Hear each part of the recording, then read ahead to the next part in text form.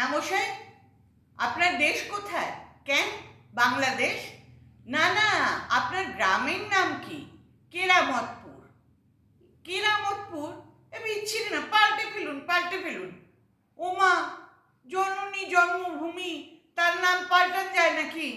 হ্যাঁ, এমন একটা জায়গার নাম বলবেন যাতে সবাই জানতে পারে। যেমন আমি থাকি চন্দননগরে। হ্যাঁ হ্যাঁ, চন্দননগর শুনেছি।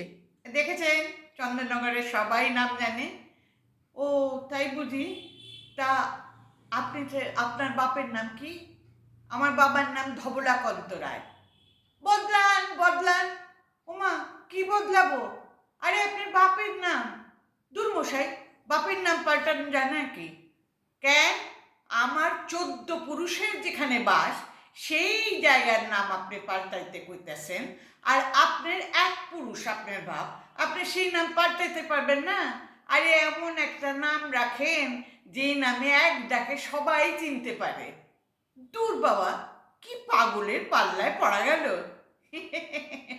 কি বিমল, কেমন দিলাম ক দেখি?